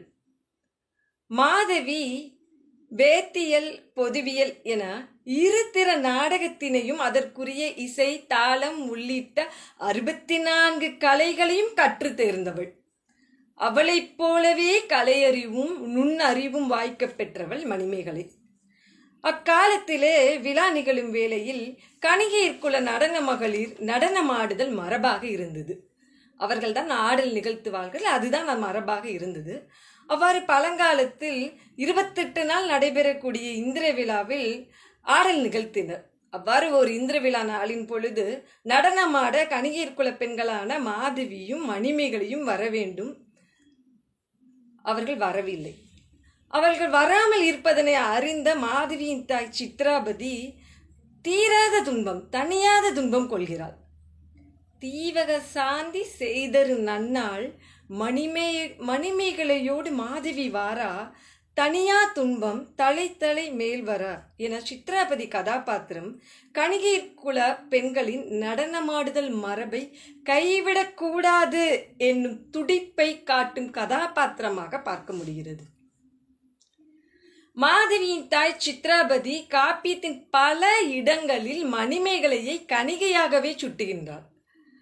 மணிமேகலையின் தாய் மாதவி கோவலன் பிரிந்து சென்று மதுரையில் கொலை செய்யப்பட்ட செய்தி அறிந்ததிலிருந்து தன் கலை வாழ்வை துறந்து துறவரம் பூணுகின்றாள். தன் மகள் மணிமேகலையையும் துறவு கோலம் பூண வைக்கின்றாள். அப்படிப்பட்ட மாதவி சொல்கிறாள், மாபெரும் பத்தினி மகள் மணிமேகலை. மணிமேகலையை கூட்டிட்டு வாங்க நடனமாட, நீ தான் வரல, மணிமேகலையாவது அனுப்பி வை அப்படின்னு சொல்லும் பொழுது மாதவி சொல்லுகிறாள். என்ன சொல்லுகிறாள் மணிமேகலை பற்றி அப்படின்னா, மாபெரும் பத்தினி மகள் மணிமேகலை அருந்தவப்படுத்தல் அல்லது யாவதும் திருந்தா செய்கை தீத்தொழில் படால் என மாதவி தன் மகள் மணிமேகலையை கூறுகிறாள். என்ன சொல்றான்னா, மாதவி தன் மகள் மணிமேகலையை தன் மகள் என்றால் அவளும் கணிகையர் குல தொழிலை தொடர வேண்டியிருக்கும். அதனால் அவளை கண்ணகியின் மகளாக அடையாளப்படுத்துகின்றாள். கணிகையர் குல பெண்களின் வழி வந்த பரத்தமை ஒழுக்கத்தினை சாடும் போக்கினை சங்கம் மருவிய காலத்தில் இதை காண முடிகிறது. சங்க இலக்கியத்தில் மிக இயல்பாக பேசப்பட்ட பரத்தமை ஒழுக்கம் சங்கம் மருவிய காலத்தில் பெரிய கண்டனத்திற்கும் விமர்சனத்திற்கும் உள்ளாக்கப்படுவதை காண முடிகிறது. அதில் முதல் புரட்சியை தாமே முன்வந்து செய்த கதாபாத்திரங்களாக மாதவியையும் மணிமேகலையும் நான் பார்க்கின்றேன். மாதவி கதாபாத்திரமும் மணிமேகலை கதாபாத்திரமும் தான் இந்த புரட்சியை செய்ய வந்த முதன்மை பாத்திரங்களாக நான் காணுகின்றேன். சரி, மாதவி துறவு கொள்கிறாள். அவன் கணவன் இறந்து படுகிறான். அவள் வாழ்க்கையில் கண்ட கஷ்டங்கள் அப்படி, அதனால் அவள் துறவு கொள்கிறாள். சரி இருக்கட்டும். மணிமேகலை பருவம் எய்திய ஒரு இளம்பெண். காமனின் தன் ஆயுதங்களை எல்லாம் எரிந்து நடுங்கும் அழகியல்புடையவளாம். ஆடவர் அவளை பார்த்துட்டாங்க அப்படின்னா அந்த இடத்த விட்டு நகரவே மாட்டாங்களாம். அப்படி நகர்ந்தாங்க அப்படின்னா அவங்க ஆடவரே அல்ல, அவர்கள் பேடியர் அப்படின்னு சொல்லி சீத்தலை சாத்தனார் சொல்றாரு. அந்த அளவிற்கு அழகுடையவள் மணிமேகலை. அப்படிப்பட்ட ஒரு பருவமீதி இளம்பெண். இப்படிதான் மணிமேகலையை அறிமுகம் செய்கிறார். அப்படிப்பட்ட மணிமேகலை தன் தாய் தந்தையராகிய கண்ணகி கோவலன் வாழ்வில் ஏற்பட்ட கொடுந்துயரினையும் கோவலனுடைய இறப்பையும் அறிந்தவுடனே கண்களில் கண்ணீர் மல்க துயரம் கொள்ளும் ஒரு பேதை பெண்ணாக, ஒரு மென்மைத்தன்மையுடைய மெல்லியல் தன்மையுடைய பெண்ணாக நம் கண்முன் வந்து போகிறார். இப்படித்தான் மணிமேகலை பாத்திரம் நமக்கு அறிமுகமாகின்றது. மணிமேகலையின் இளமை அழகையும் இளம் பருவத்தையும் கண்டு இப்படித்தான் மணிமேகலை பாத்திரம் நமக்கு அறிமுகமாகின்றது. மணிமேகலின் இளமை அழகையும் இளம் பருவத்தையும் கண்டு வியப்புற்ற ஒரு அரசகுமரன் உதயகுமரன் என்பவன் அவள் கணிகையர் பெற்ற மகள்தானே என அடைய துடிக்கின்றான். இளவரசன் உதயகுமரன் அவளுக்கு பல்வேறு தொல்லைகள் கொடுக்கின்றான். எதற்கும் அசைந்து கொடுக்கவில்லை மணிமேகலை. அவள் மனம் இணங்காத பொழுது, இவள் கணிகை தானே, இவள் பாட்டி சித்ராபதி மூலம் இவளை அடைந்து கொள்ளலாம் அப்படின்ற முடிவுக்கு வந்து அந்த இடத்தை விட்டு நகர்ந்து விடுகிறான். கற்ப தானிலல், நற்றவ உணர்விலல், வருண காப்பிலல், பொருள் விளையாட்டி என்று இகழ்ந்தனாகி நயந்தோன் என்னாது புதுமுன் பின்றை போனதன் நெஞ்சம். இதுவோ அண்ணா இக்காமத்து இயற்கை, இதுவோ ஆயீர் கெடுகனின் திறமனா. மதுமலர் குழலால் மணிமேகலை கூறுகிறாள். இப்படி மணிமேகலை கூறுகின்றாள், தன்னை அன்பில்லாதவன், கற்பில்லாதவள், தவ உணர்ச்சி இல்லாதவள், தான் மரபிற்கேற்ற காவலற்றவள், பொருள் கொடுப்பார்க்கு தன்னை விற்கும் விலைமகள் என்று என்னை இகழ்ந்து விரும்பி வந்த யாரோ ஒருவன் பின் என் உள்ளம் சென்றதே. இதுவோ காதலின் இயல்பு. அவ்வாறாயின் இது கெடுக என தன் மனத்தை வலிமைப்படுத்திக் கொள்ள, உறுதிப்படுத்திக் கொள்ளக்கூடிய ஒரு பெண்ணாக காட்சியளிக்கிறாள் மணிமேகலை. அன்று கணிகை பெண்கள் பொதுவாக குடும்ப பெண்களாக வாழும் வாய்ப்பினை அக்கால சமூகம் தரவில்லை. அவர்களை மனைவியாக ஏற்க முன்வருபாரும் யாரும் இல்லை. யாரும் இல்லாத நிலையில் அவர்களுக்கு இருந்த ஒரே மாற்று வாய்ப்பு, தன் கணிகர் குல தொழிலை, கணிகர் குலம் வழி வந்த அந்த பரத்தமை தொழிலை விடுவதற்கான ஒரே வாய்ப்பு, அவர்கள் கையில் இருந்த ஒரே வாய்ப்பு துறவு மேற்கொள்வதுதான், துறவியாவதுதான். ஏன் உதயகுமாரனும் மணிமேகலை பின்னாடி வந்தான். ஏன் மணிமேகலையை மணந்து கொண்டு அரண்மனைக்கு கூட்டிச் செல்லவா போகிறான்? அதற்காகவா விளைந்தான்? அவள் கணிகை தான் என்று, பொருள் கொடுத்தால் வரக்கூடிய விலைமகள் என்றுதானே கூறினான். அதனால் அவர்களுக்கு இருந்த ஒரே வாய்ப்பு துறவு மேற்கொள்வதுதான் இருந்தது. அப்ப மணிமேகலையும் மாதவியை போலவே துறவி என்னும் வழியில் பயணப்படுகிறாள். இப்படித்தான். குறிப்பாக மணிமேகலை துறவு வழியை சட்டென்று கையில் எடுத்துக்கொள்ளவில்லை. முதலில் சமுதாய மற்றும் மக்கள் இயல்பினை உணர்ந்தால், பின் மெய்ஞானத்தை அறிய விரும்பினால், எப்பொருள் யார் யார் வாய்க்கேப்பினும் அப்பொருள் மெய்ப்பொருள் காண்பது அறிவு, எப்பொருள் எத்தன்மை தாயினும் அப்பொருள் மெய்ப்பொருள் காண்பது அறிவு என்பது போல எல்லா சமயங்களையும் கற்று தேர்ந்து உண்மை பொருளை அறிய முற்பட்டாள் மணிமேகலை. சமயங்களை ஆய்ந்து மெய்ப்பொருளை உணர்ந்த மெய்யியலாளர்களை சமய கணக்கர்கள் என்று அக்காலத்தில் அழைத்தனர். அத்தகைய சமய கணக்கர்களை எல்லாம் வஞ்சி மாநகரில் சந்தித்து மெய்யியல் கருத்துக்களை கேட்டறிந்தாள் மணிமேகலை. குறிப்பாக மணிமேகலை காலத்திலும் தத்துவங்களை விவாதிக்கும் பெண்களை, அறிவுபூர்வமாக பேசும் பெண்களை பெரிதாக சமூகம் ஏற்கவில்லை. அதனால் இந்த தத்துவங்களை விவாதிக்கும் நிலையில் பெண்கள் ஏற்றுக்கொள்ளப்படாமல் இருந்த ஒரு காலகட்டத்தில் மணிமேகலை இருந்தால், அதனால் மணிமேகலை சமய கணக்கர்களுடன் கலந்துரையாடும் நிலையில் தன் நிலையிலிருந்து ஆணுறு கொள்கிறாள். அவளுக்கு தன்னுடைய மந்திர வலிமையால் தன் உருவையை மாற்றிக்கொள்ளும் ஆற்றல் இருப்பதாக மணிமேகலை காப்பியம் குறிப்பிடுகிறது. அதன் வழி ஆணுறு கொண்டுதான் அவள் அந்த விவாதிக்கும் அரங்கிற்கு செல்வதாக மணிமேகலையில் பதிவு செய்யப்பட்டுள்ளது. எனவே இந்த நிலையில் மணிமேகலையை நான் ஒரு புரட்சி பெண்ணாக பார்க்கின்றேன். அக்கால சமூகமும் அக்கால சமூகத்தில் உள்ள சமய கணக்கர்களும் வெறும் சமயம் பிரச்சாரம் செய்யக்கூடிய, கடவுளை மட்டுமே முன்னிறுத்தக்கூடிய மதவாதியாகவோ சமயவாதியாகவோ இல்லை. வாழ்வியல் மற்றும் உலகியல் சிந்தனையாளர்களாக விளங்கினர். அவர்கள் அளவைவாதி, சைவவாதி, பிரம்மவாதி, வைணவவாதி, வேதவாதி, ஆசீவகவாதி, நிகண்டவாதி, ஐசேடிகவாதி, சாங்கியவாதி, பூதவாதி என்னும் 10 தன்மையூர். இவர்கள் வாழ்வின் பல கருத்தியல் வாதங்களை பல்வேறு காரண காரிய அடிப்படையில் பகுத்து ஆராய்ந்து வெளியிட்டவர்கள். அவரவர் கருத்தியல்களை எல்லாம் அவரவர் கூச்சின் வழியே கேட்டறிந்தால் மணிமேகலை எல்லோருடைய கருத்துக்களையும் உட்கிரகித்துக் கொண்டால், யாருக்கும் எந்த எதிர்ப்பும் தெரிவிக்கவில்லை.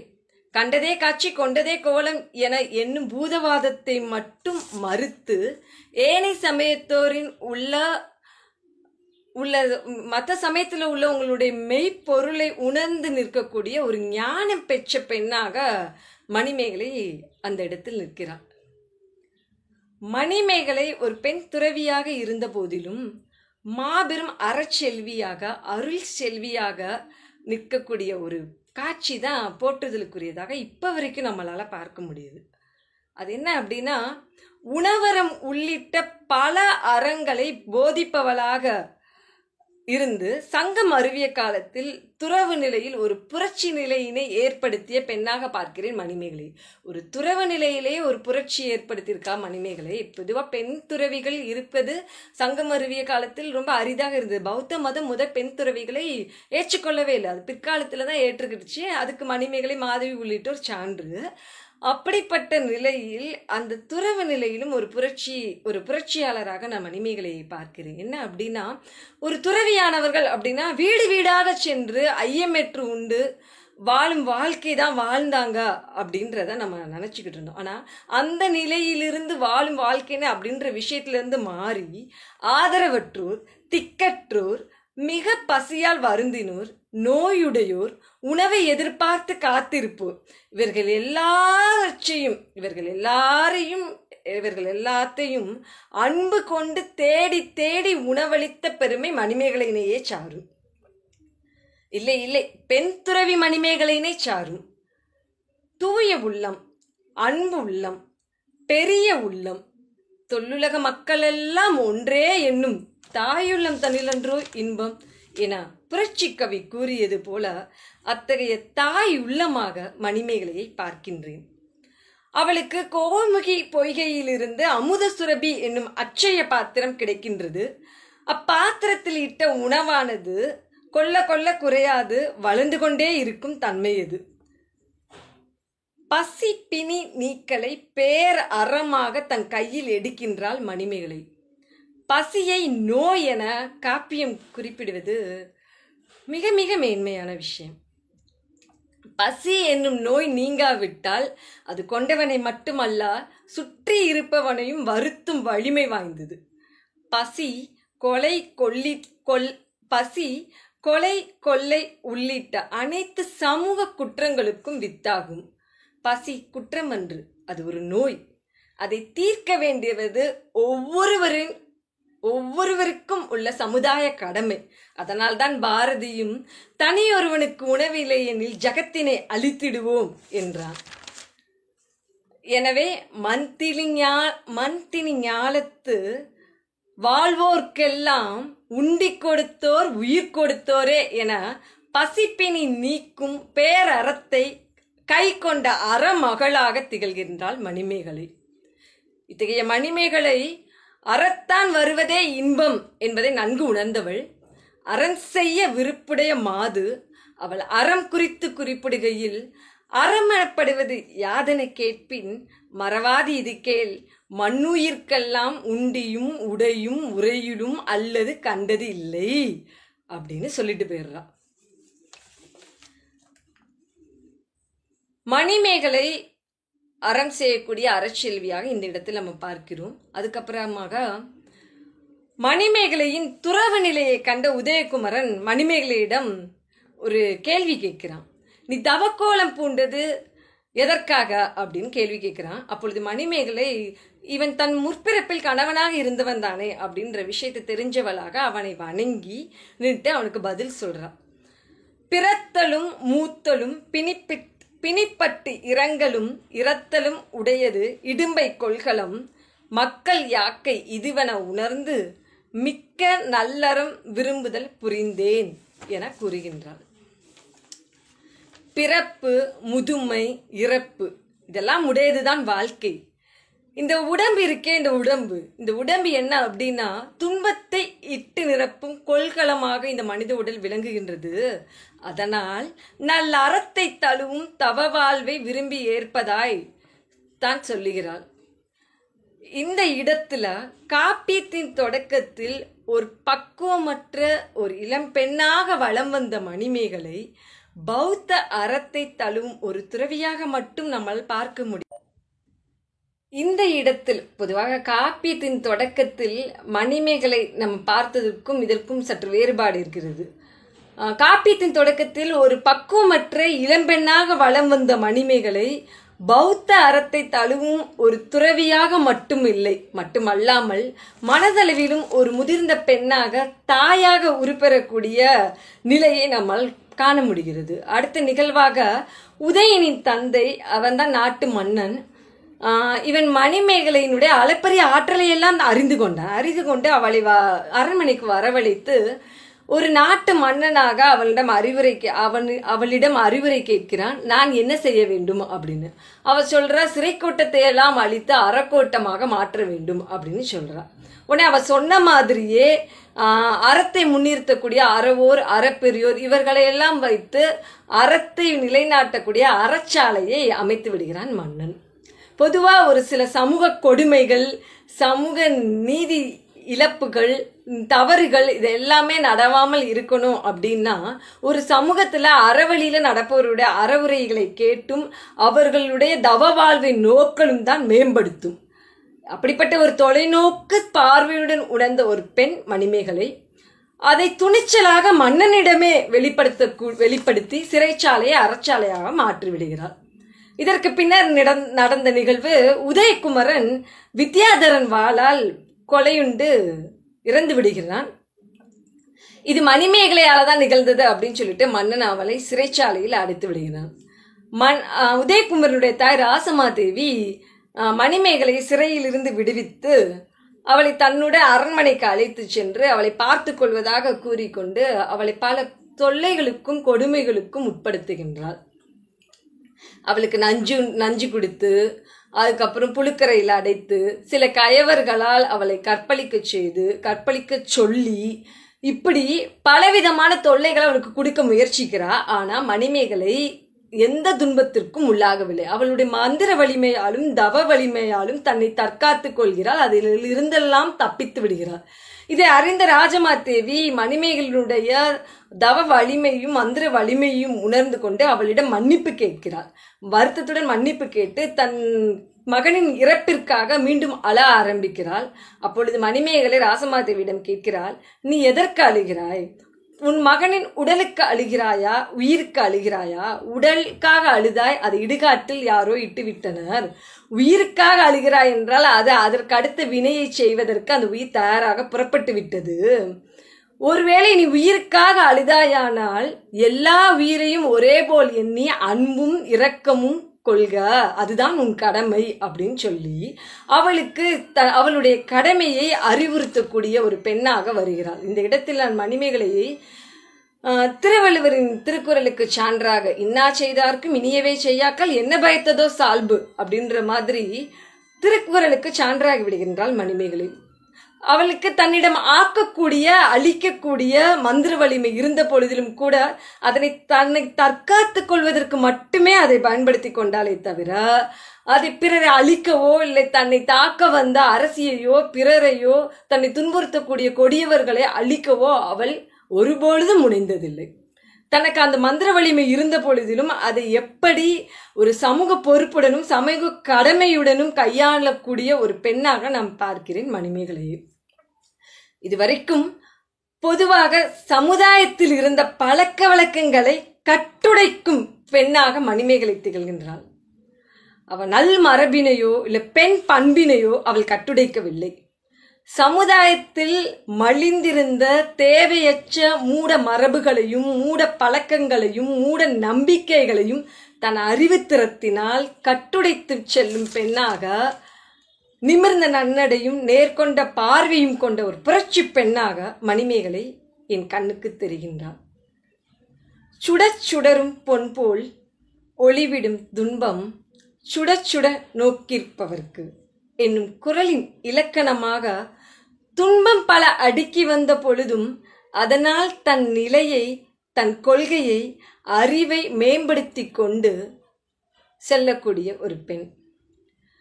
சமுதாயத்தில் பரத்தமை ஒழிப்பு, பசி நீக்கல், அறக்கோட்டம் அமைத்தல் உள்ளிட்ட சமுதாய புரட்சிகளையும் அறங்களையும் இந்த மாநிலம் பயனுற வாழ்வதற்கான வாழ்வை வாழ தலைப்பட்ட மணிமேகலை ஒரு புரட்சிப்பெண்.